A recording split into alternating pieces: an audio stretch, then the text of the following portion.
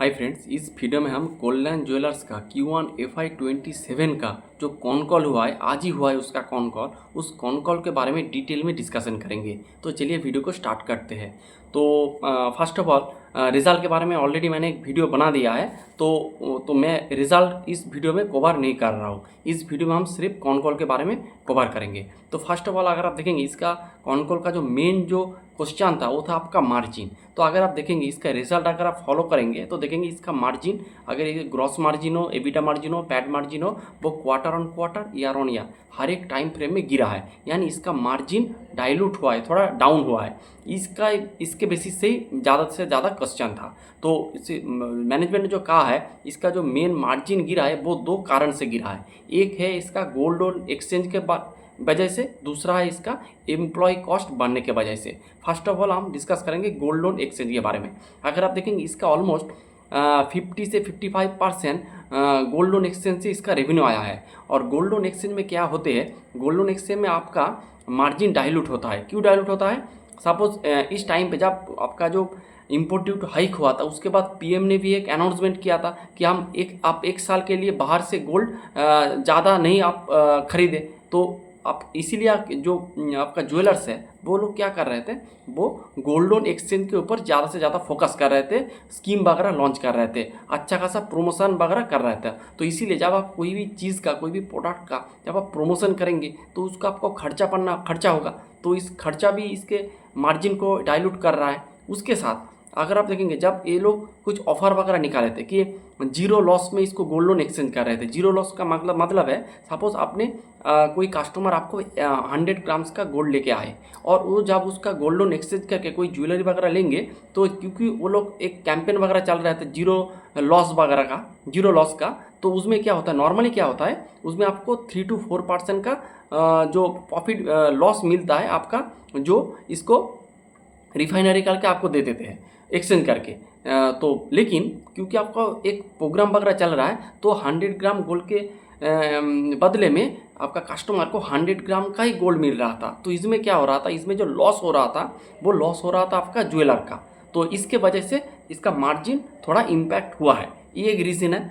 और दूसरा रीज़न है कि इसका आप देखेंगे इन लोगों ने जो एम्प्लॉय कॉस्ट इसका अच्छे लेवल से बढ़ा है। क्योंकि वो लोग जो अगर आपका जो अच्छे एम्प्लॉय है, अगर आप अच्छे एम्प्लॉय को रिटेन करेंगे तो उसका जो बोनस वगैरह, इंक्रीमेंट वगैरह करना पड़ेगा। तो इस क्वार्टर में ये जो इंक्रीमेंट या फिर बोनस का जो चक्कर है वो थोड़ा ज़्यादा हो गया।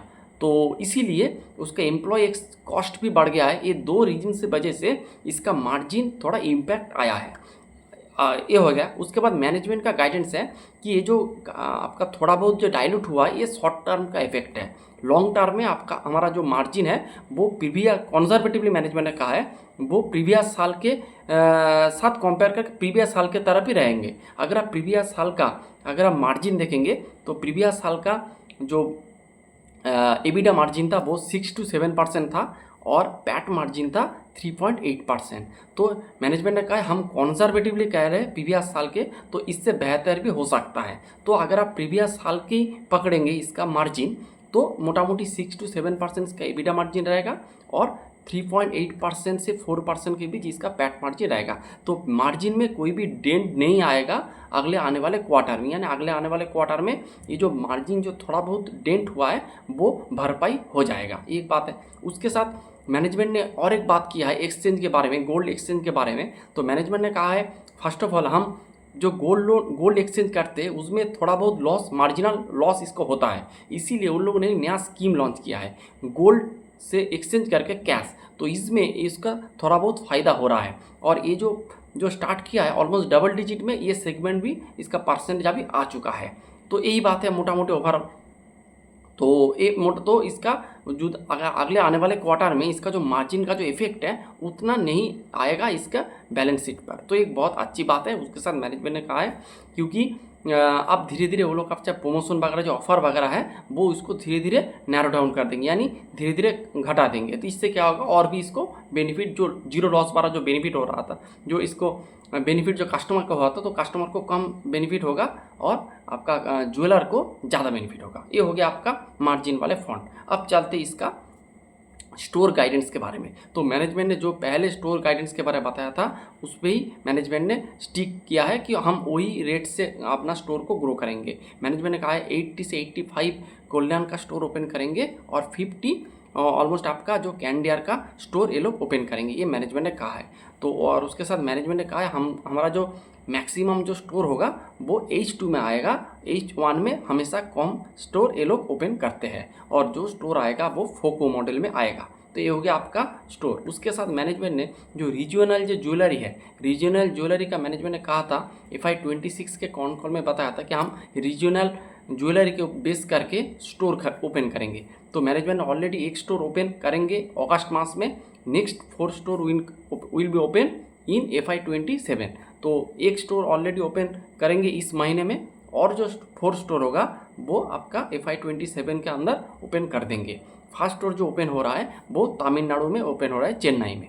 तो ये हो गया आपका रीजनल ब्रांड के ऊपर डिस्कशन।